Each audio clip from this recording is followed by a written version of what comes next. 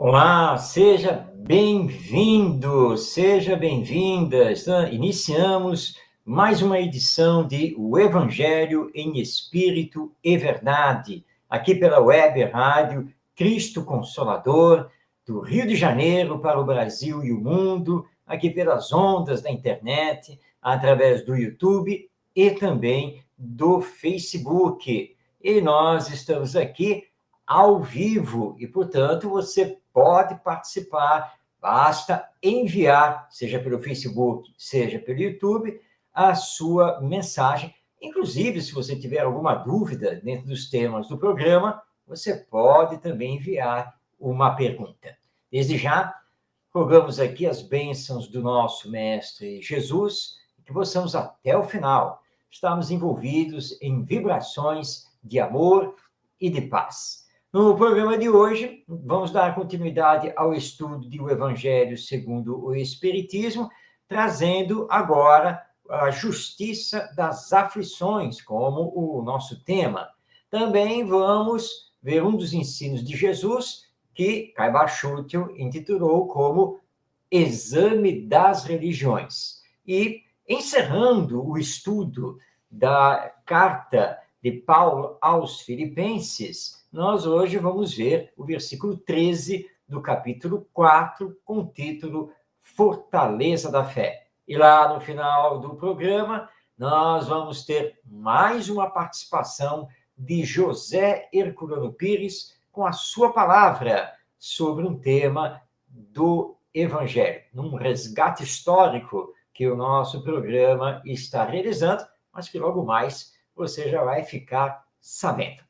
Vamos, então, iniciar o programa e vamos ver aqui, vamos colocar aqui na tela o nosso slide, ele aí está, porque o tema de hoje, de O Evangelho segundo o Espiritismo, é Justiça das Aflições. Esse tema abre o capítulo 5, que tem por título Bem-aventurados os aflitos.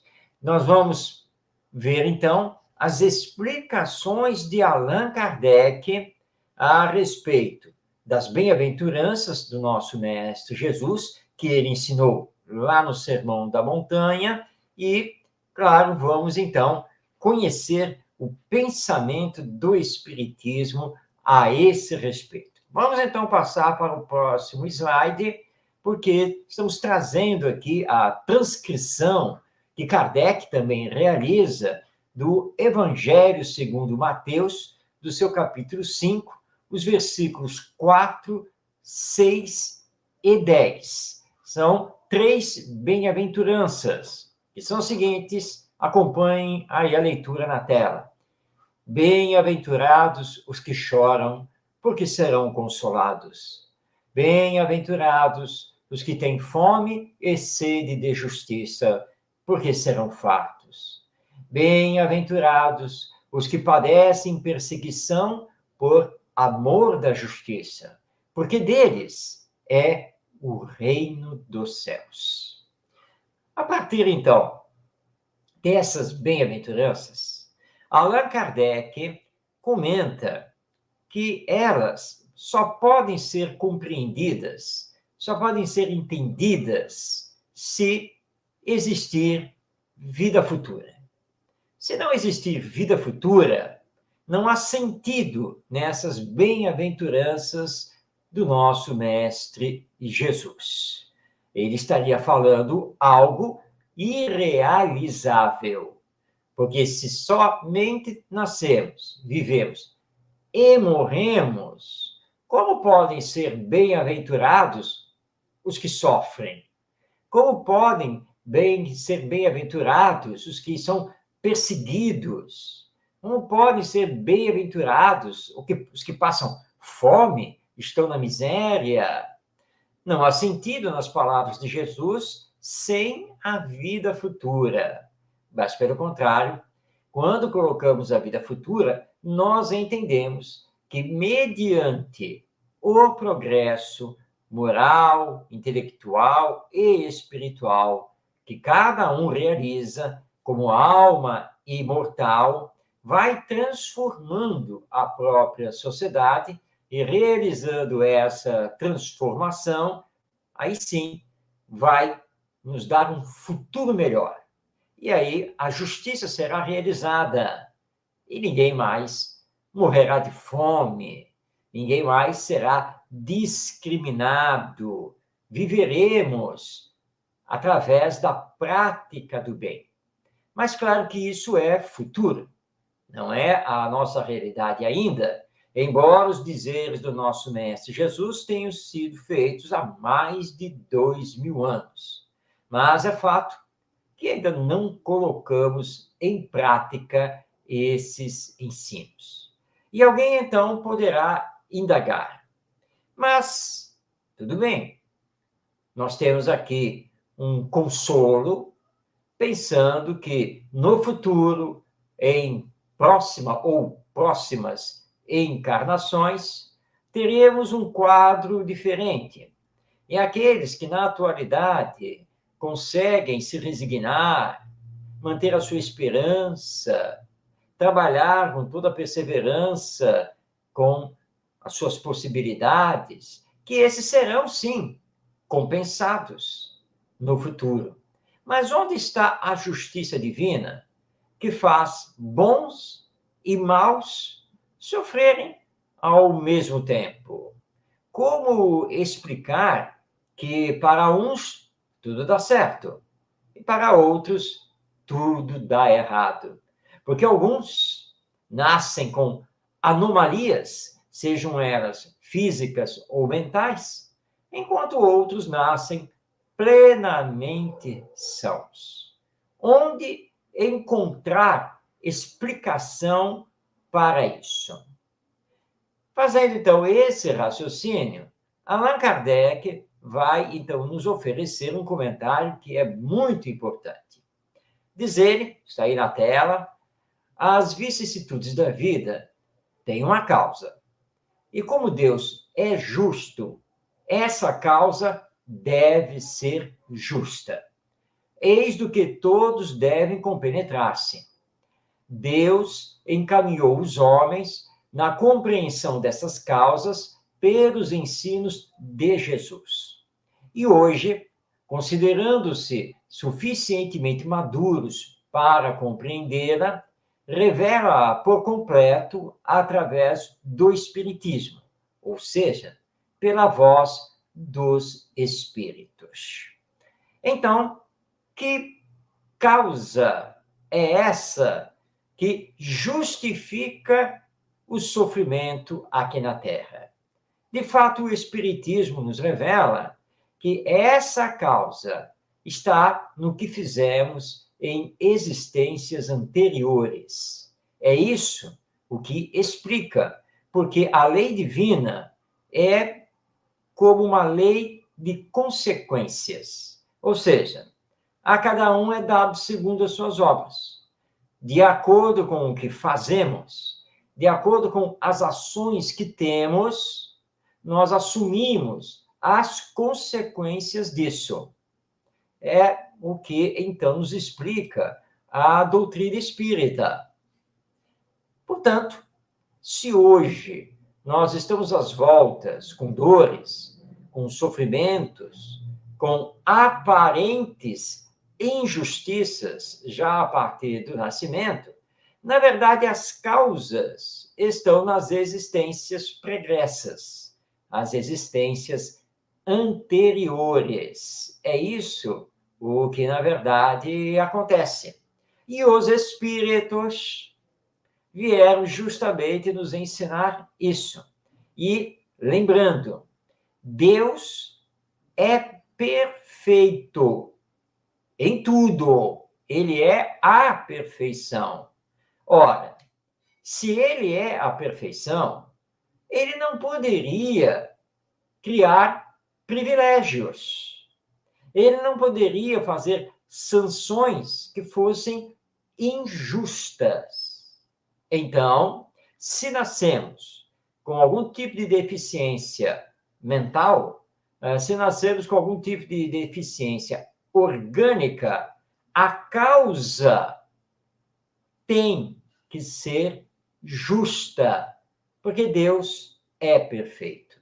Nós podemos não conhecer a causa, mas temos a certeza que a justiça divina está funcionando e que estamos apenas e tão somente colhendo as consequências do que fizemos em existências passadas. Porque se temos autonomia, a liberdade de pensar, de escolher e de agir, que é o livre-arbítrio, nós temos também que assumir as responsabilidades pelas nossas escolhas e pelas nossas ações. Então, podemos passar impunemente pela justiça humana, mas nunca pela justiça divina. Que isso fique bem claro, e é o que o Espiritismo nos traz. E, portanto, temos que tomar cuidado com o que estamos fazendo aqui e agora, nesta encarnação. Porque somos iguais a semeadores. Estamos semeando. Mas semeando o quê? O bem ou o mal? A justiça ou a injustiça? Nós temos que pensar nisso, dentro das ações que realizamos na comunidade humana, nessa nossa convivência em relação com os outros e com a natureza, porque tudo é levado em conta pela lei divina. E se passamos, então, impunes aqui na Terra, nesta existência, não passaremos impunes no depois da morte. E isso abrange, inclusive, as questões de caráter, que a nossa justiça humana não atende, mas a justiça divina leva em conta.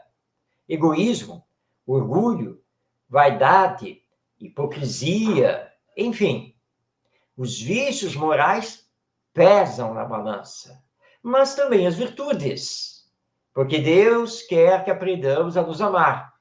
Deus quer que façamos a nossa caminhada evolutiva, o nosso aperfeiçoamento, o nosso progresso. Então, quando não encontramos as causas das nossas aflições aqui, nesta existência, com certeza, elas provêm das existências passadas. E assim, a justiça divina fica plena. Por isso que, quando Jesus nos traz as bem-aventuranças, nós, com a doutrina espírita, não temos dificuldade em entendê-las. Portanto, se estamos em sofrimento, se estamos com os mais variados problemas, as mais variadas dificuldades perante a vida, confiança em Deus, fé, perseverança. E tudo isso pode ser resumido na resignação, mas uma resignação ativa. Não é aquela resignação de deitar na cama e ficar esperando dias melhores, porque esses dias melhores só acontecerão se nos ocuparmos utilmente, se trabalharmos, se nos aperfeiçoarmos e também pensarmos no bem dos outros. Tudo isso nós, então, estudamos deste capítulo 5, seu primeiro item, Justiça das Aflições, publicado no Evangelho segundo o Espiritismo. Na semana que vem, nós vamos dar continuidade aqui ao tema e vamos falar das causas atuais das aflições. Destacamos hoje aqui a existência das causas anteriores, mas existem também as causas atuais, que provocam dor e sofrimento. Mas nós vamos estudar isso com profundidade semana que vem, na próxima edição de O Evangelho em Espírito e Verdade. Porque agora está na hora de passarmos a palavra para Caibar Schutel. Nós estamos acompanhando o livro Parábolas e Ensinos de Jesus, publicação da Casa Editora Clarim, que você encontra nas melhores livrarias, tanto físicas quanto online. E nós estamos, então, acompanhando os capítulos, não das parábolas, porque as parábolas já foram estudadas, mas dos ensinos do nosso Mestre Jesus. E hoje é o capítulo que o nosso Caiba Chútil intitulou como Exame das Religiões. E ele vai, então, conversar conosco a partir de uma passagem que é transcrita do Evangelho de Mateus, ou, melhor dizendo, o Evangelho segundo Mateus, que foi um dos discípulos diretos do nosso Mestre Jesus. Mas nós não estamos fazendo a leitura aqui do capítulo, nós, na verdade, estamos fazendo a interpretação e trazendo com as nossas palavras o estudo que é ofertado por Caiba Chútil. Vamos, então, conhecer a passagem que está lá em Mateus, que é essa que está aí na tela. Este povo honra-me com os lábios, mas o seu coração está longe de mim. Adoram-me, porém, em vão, ensinando doutrinas que são preceitos de homens. Isso está, então, no Evangelho segundo Mateus, no seu capítulo 15, versículos 8 e 9. Vamos, então, à interpretação que nos é ofertada pela doutrina espírita e trazida por Caiba Chútil no seu livro Parábolas e Ensinos de Jesus. Nós estamos às voltas aqui no mundo cristão com diversas doutrinas religiosas cristãs. O catolicismo, que foi a primeira doutrina a surgir, depois o protestantismo, que aqui no Brasil é conhecido como movimento evangélico. Nós vamos ter também a Igreja Ortodoxa, a Igreja Anglicana, temos também o Espiritismo, que é uma doutrina cristã. Enumerei aqui 5 principais correntes religiosas cristãs. Todas se arrogam, menos o Espiritismo, as outras 4, se arrogam serem as únicas verdadeiras e, portanto, representantes de Jesus e de seus ensinos. E que a salvação nossa, seres humanos, somente pode se dar com a aceitação dos seus dogmas, dos seus princípios. O Espiritismo não se posiciona em relação a isso dessa maneira. O Espiritismo entende que, na verdade, Jesus não criou nenhuma religião, que Jesus não veio nos salvar sem que tenhamos que fazer um esforço próprio. O Espiritismo apresenta, em verdade, a lei de evolução, e que somos construtores de nós mesmos para atingirmos a perfeição espiritual. E Jesus disse que não adianta o honrarmos da boca para fora. Não adianta honrarmos Jesus apenas pelos lábios, se o nosso coração estiver longe dele. E temos assistido isso acontecer já de há longo e longo tempo. Quando afirmamos que sou católico, sou evangélico, sou cristão ortodoxo, sou espírita, mas não praticamos a doutrina. Nós louvamos Jesus, falamos de Jesus, citamos os seus ensinos, as passagens dos evangelhos que estão lá no Novo Testamento, mas sem transformarmos a nossa vida do ponto de vista moral, sem combater em nós mesmos o egoísmo e o orgulho. Por isso Jesus diz, não adianta então me honrar dessa maneira. Que adianta você ir à igreja, se ajoelhar diante do altar, fazer orações, seguir rituais.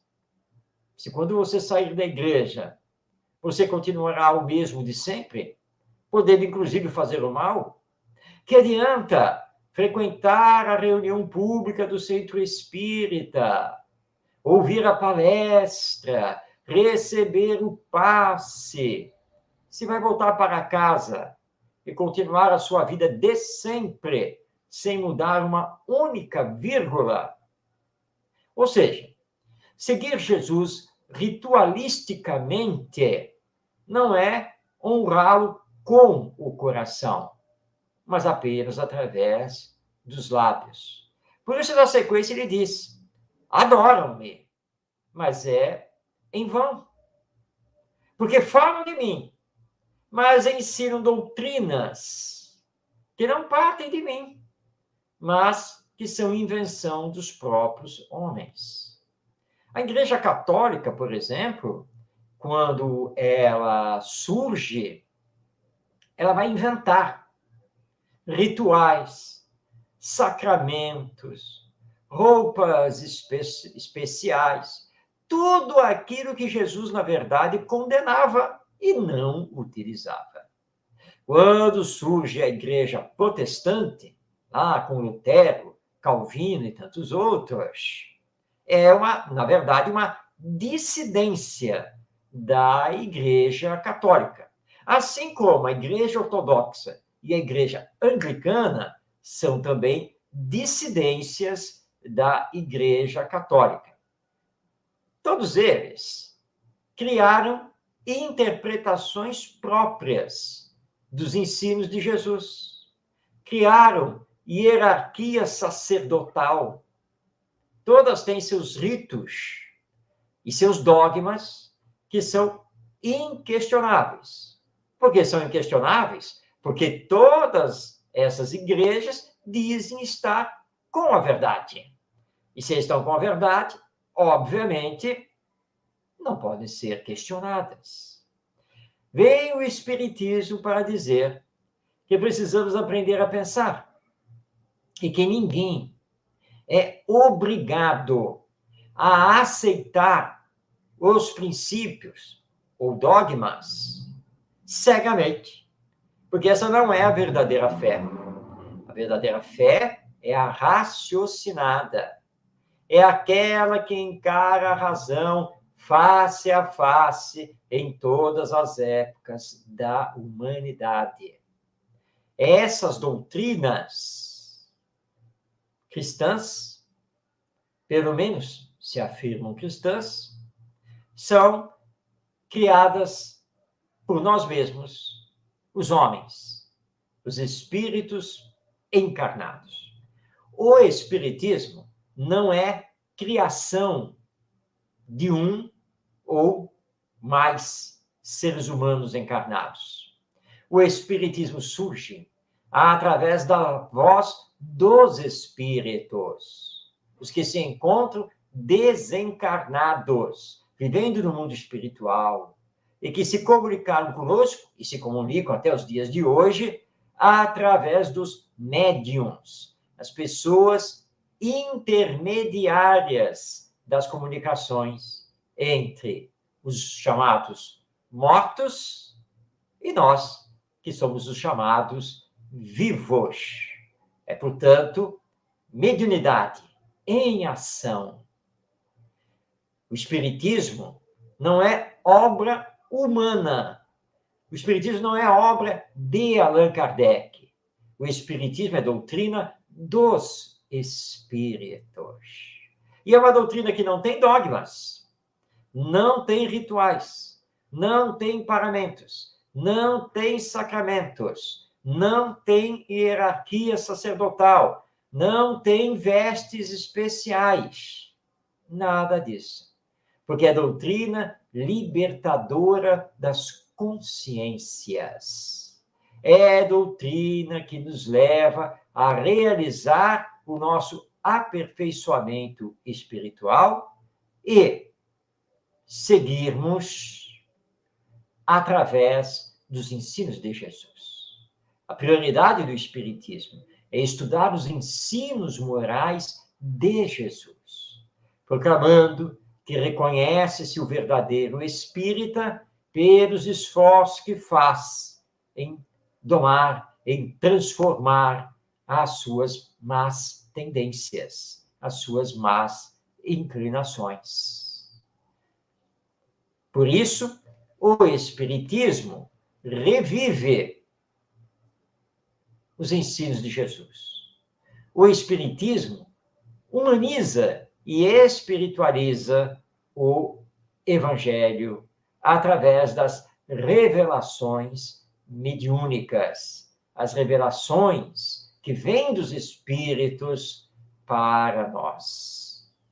E o verdadeiro espírita deve fazer todos os esforços para honrar Jesus com o coração, colocando a caridade em ação, o amor ao próximo, e defender o espiritismo de qualquer enxertia humana que nada tem a ver com a doutrina trazida pelos espíritos. Sem se arrogar estar com a verdade absoluta, o espiritismo nos aponta um novo caminho para trilharmos aqui na Terra e darmos continuidade a essa caminhada na vida futura, depois da morte, até chegarmos à perfeição.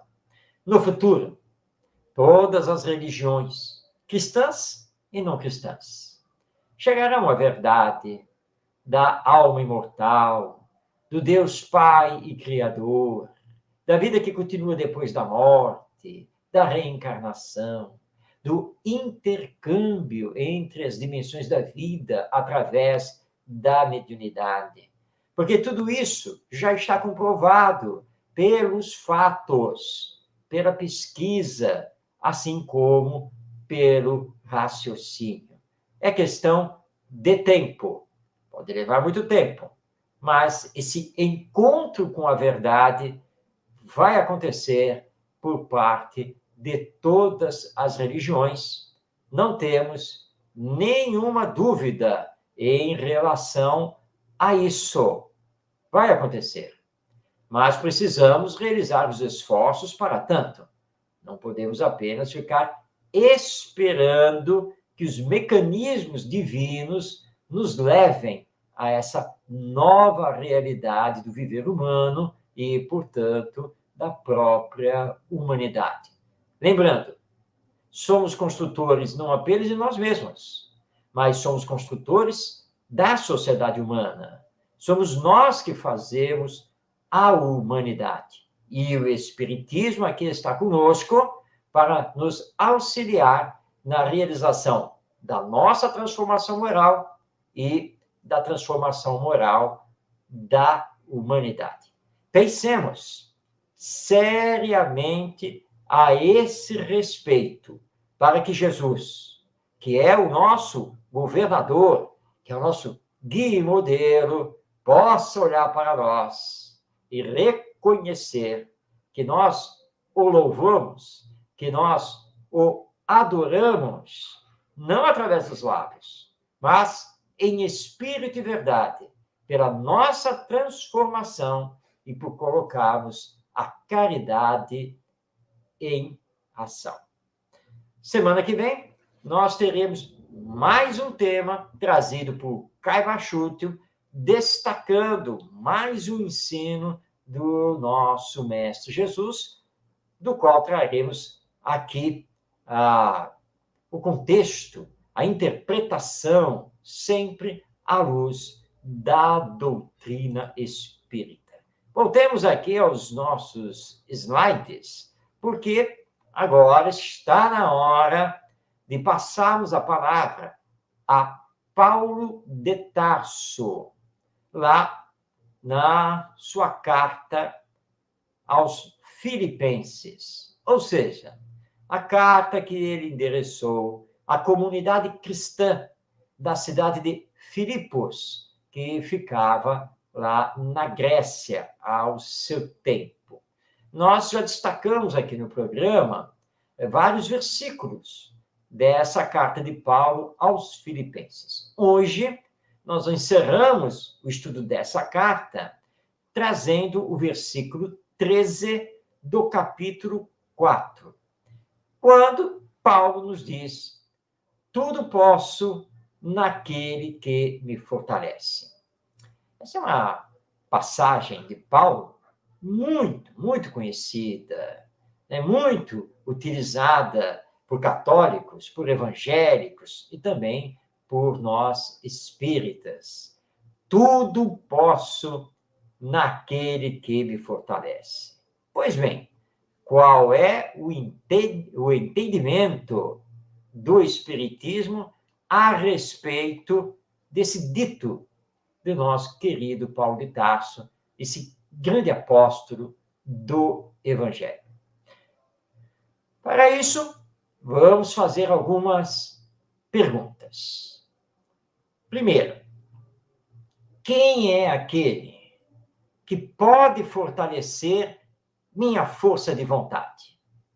Só existe uma resposta: Jesus. Vamos a uma segunda pergunta. Quem é aquele que pode alicerçar minha fé? A resposta é a mesma: Jesus. Vamos à terceira pergunta. Quem é aquele que pode traçar novos rumos para a minha vida? E, novamente, só podemos responder: Jesus. E quarta e última pergunta. Quem é aquele que pode amparar e sustentar, me amparar? Vamos repetir a pergunta. Quem é aquele que pode me amparar e sustentar diante dos desafios existenciais? E, novamente, a resposta é Jesus. Mas por quê? Porque Jesus é o Cristo, o Senhor, o Messias, o enviado de Deus para cumprir a missão de nos esclarecer e de nos consolar, fazendo-nos uno conosco e nós com Deus. Porque Jesus sabia do nosso potencial divino, acreditava nas nossas forças e veio então nos auxiliar para que possamos fazer uma melhor caminhada terrena, aplicando a lei de amor. Por isso Jesus disse: amar a Deus acima de todas as coisas e amar ao próximo como a si mesmo. Amai-vos uns aos outros. Mas para isso, precisamos nos elevar da matéria ao espírito. Sim, nós somos matéria, mas de passagem, na transição existencial, porque este corpo orgânico não é nosso, em verdade. Este corpo orgânico é um empréstimo realizado por Deus. Ora, se é o empréstimo realizado por Deus, isso quer dizer que, claro, temos que cuidar dele. Mas ele se desgasta e ele encerra a sua jornada num determinado espaço de tempo. Mas nós somos espíritos, ou almas, e que vamos continuar vivos depois da morte do corpo. Por isso que, enquanto estamos aqui na Terra, no corpo carnal, não podemos esquecer da nossa realidade espiritual. E é diante das provas e das expiações que devemos mostrar a nossa fortaleza de fé, para sermos dignos de Jesus, que tudo fez por nós e, em verdade, continua fazendo, porque Jesus nunca nos abandonou, continuando a reger a nossa Terra, o nosso planeta. E Jesus tudo enfrentou sem murmurações. Pelo contrário, ele nos deu sempre exemplos de resignação e fé. Entregou-se para ressurgir no terceiro dia para a glória de Deus, alento da humanidade e provando a continuidade da vida após a morte. Basta lembrarmos da crucificação, de todo o rito que levou à crucificação. Jesus foi preso injustamente.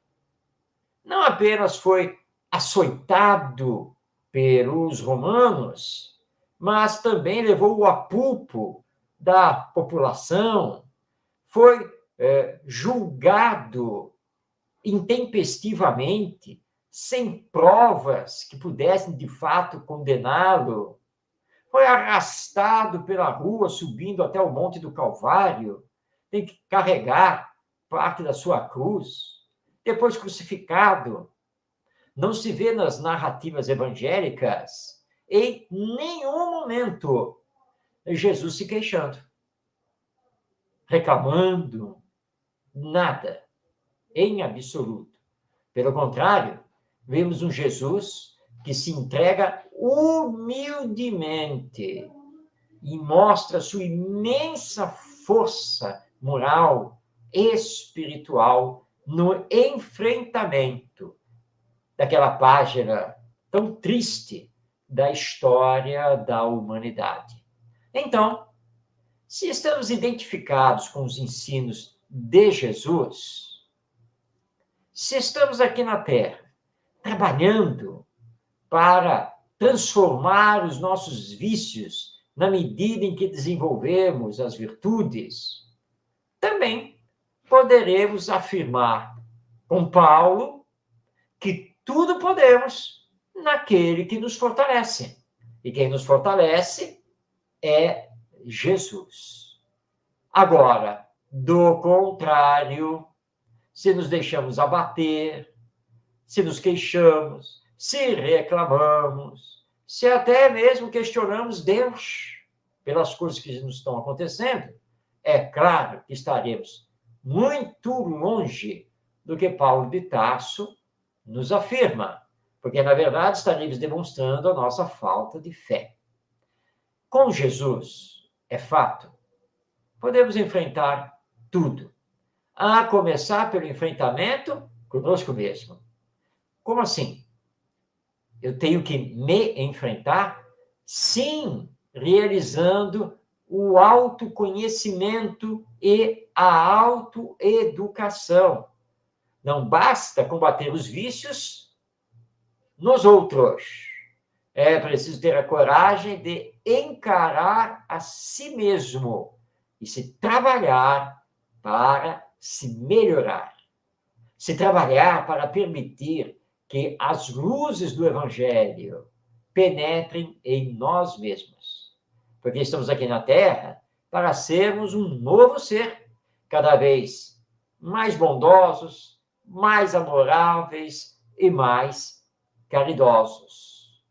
Então, na interpretação espírita, fica uma solicitação, a partir dessa fala de Paulo, que a nossa fé com Jesus seja a nossa fortaleza moral, seja o nosso porto seguro diante da tempestade que ainda enfrentamos aqui na Terra, porque estamos no mundo de expiações e provas, e sem nos abatermos, seguindo para frente e para o alto, porque todos chegaremos à perfeição. É da vontade de Deus, e com o auxílio de Jesus, teremos todas as condições para essa realização. Então, sigamos em frente. Lembrando novamente aqui o dito de Paulo aos Filipenses, mas que é para nós na atualidade. Tudo posso naquele que me fortalece. E se Jesus tudo enfrentou, porque estava com Deus, Paulo também tudo enfrentou, porque estava com Jesus e sabia que Jesus estava com ele. É o que nós temos que fazer. Vamos deixar aqui a todos que estão nos acompanhando uma indicação literária espírita.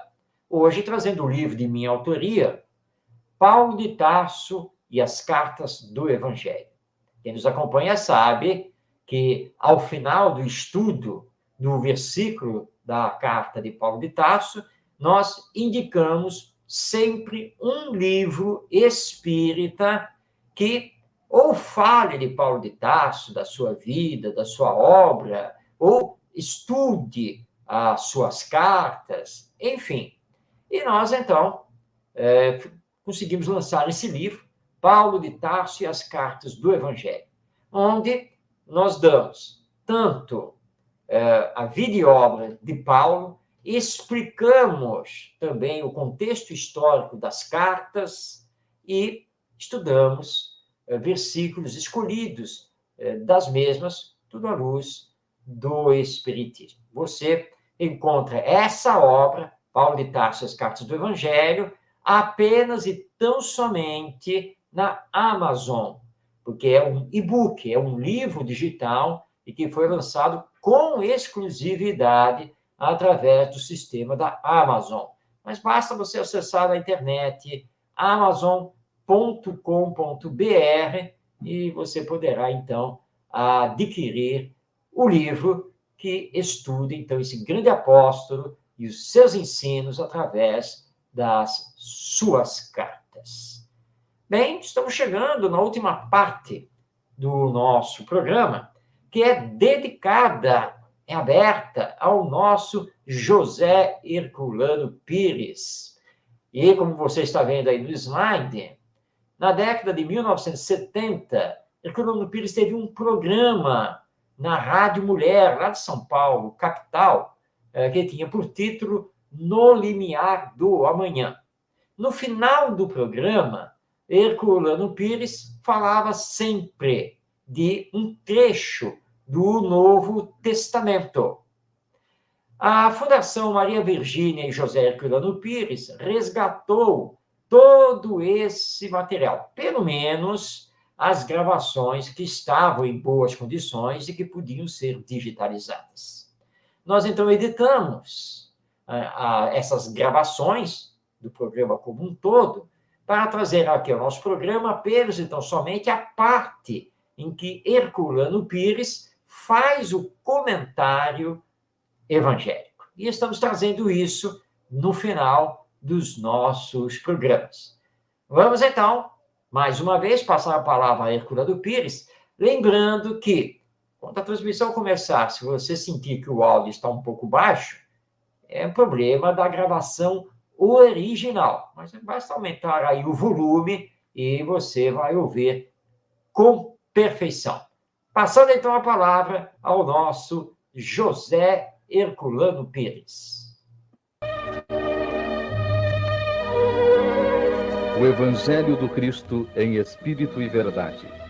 Não se apegue à letra que mata, procure o Espírito que vivifica. Abrindo o Evangelho ao acaso, encontramos o seguinte: Epístola de Paulo aos Romanos. Prefácio e saudação. Paulo, servo de Cristo Jesus, chamado para ser apóstolo, separado para o Evangelho de Deus, que ele antes prometeu pelos seus profetas nas Santas Escrituras, acerca de seu Filho, que veio da descendência de Davi, quanto à carne, e que foi com o poder declarado Filho de Deus, quanto ao Espírito de Santidade, pela ressurreição dos mortos. Jesus Cristo, nosso Senhor, pelo qual recebemos a graça e o apostolado por amor do seu nome, para a obediência da fé em todas as nações, entre as quais sois também vós chamados para pertencerdes a Jesus Cristo.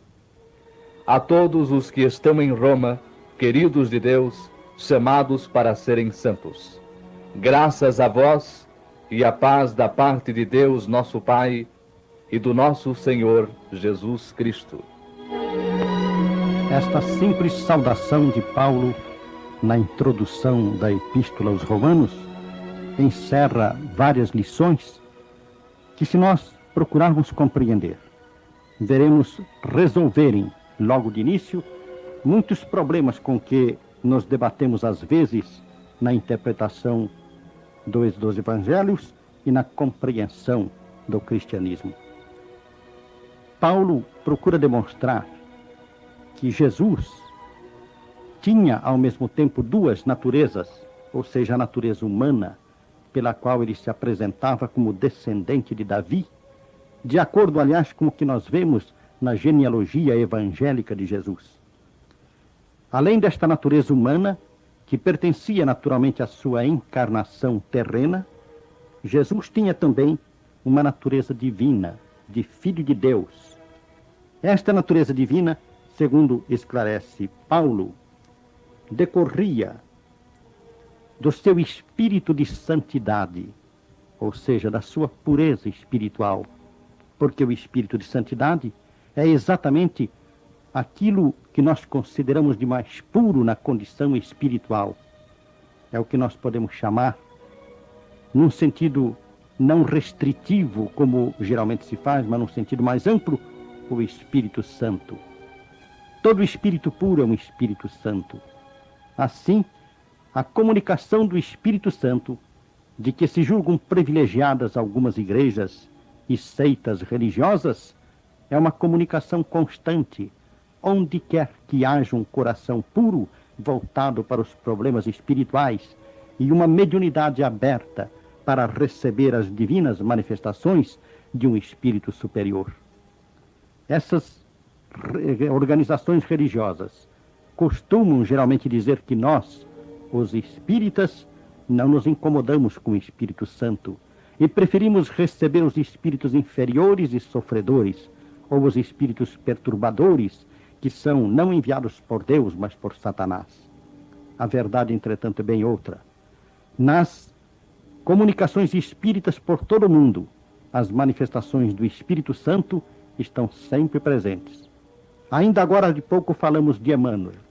Emmanuel é um Espírito Santo, porque é um espírito purificado, elevado, e que se coloca a serviço de Jesus na terra, a serviço de Deus para o esclarecimento das criaturas humanas, para a orientação dos homens. Ele traz a luz para os homens, a luz que é difundida nas suas mensagens, nos seus livros, nos seus ensinos, e também nas suas inspirações, que ele transmite mentalmente, pessoalmente, diretamente, a todas as mentes que se abrem para ele, para a percepção do seu esclarecimento espiritual.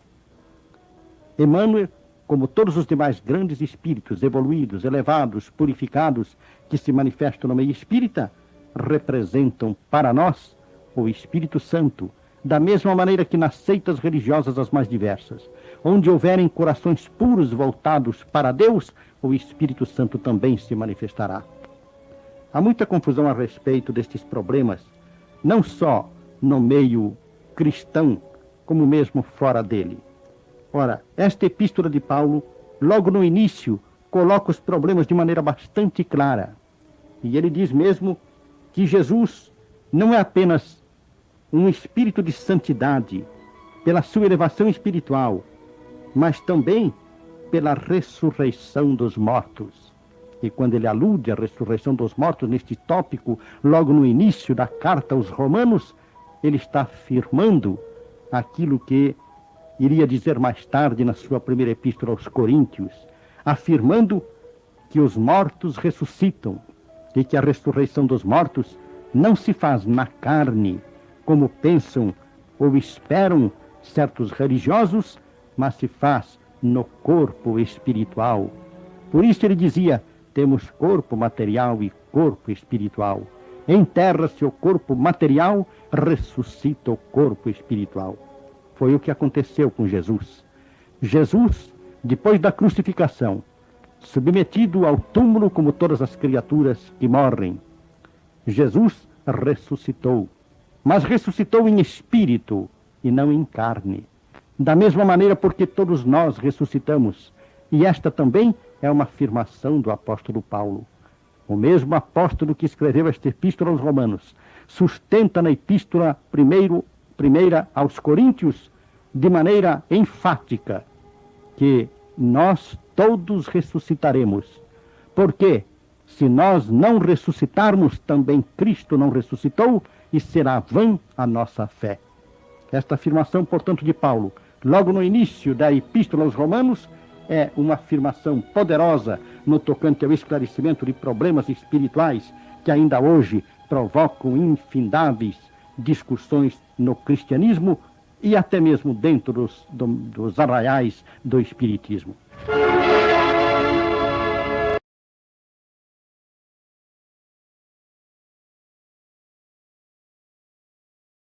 Muito bem, aí tivemos a palavra do nosso querido José Herculano Pires, na década de 1970, através da Rádio Mulher, no seu programa No Limiar do Amanhã, vem nos trazer essas elucidações bastante profundas a respeito do significado das lições do Evangelho e hoje, em particular, a abertura da carta aos Romanos, escrita por Paulo de Tarso. Basta você nos acompanhar, seja ao vivo, toda quinta-feira, a partir das 5 da tarde, seja através do canal da Web Rádio Cristo Consolador no YouTube, e você poderá, então, sempre ouvir essa palavra magnífica, profunda, do nosso querido José Herculano Pires. Bem, estamos chegando no final do nosso programa. É isso mesmo, o relógio está nos indicando que estamos nos últimos minutos. Quero agradecer a sua presença, a sua companhia, fazendo, então, o nosso programa. Não deixe de compartilhar com seus amigos e com seus familiares, porque a divulgação é muito importante. E que possamos continuar toda semana aqui na interpretação do Evangelho à luz do Espiritismo. Essa é a finalidade do nosso programa.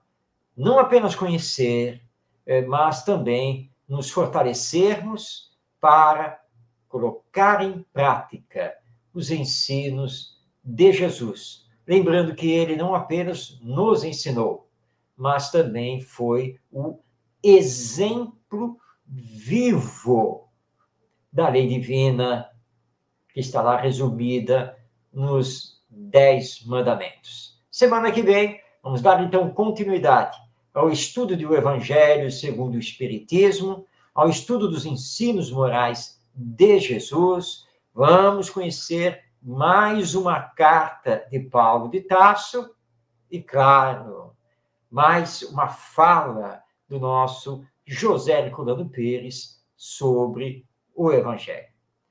A você, paz em seu coração e que possamos, então, nos encontrarmos semana que vem em mais uma edição de O Evangelho em Espírito e Verdade. Até o nosso próximo encontro.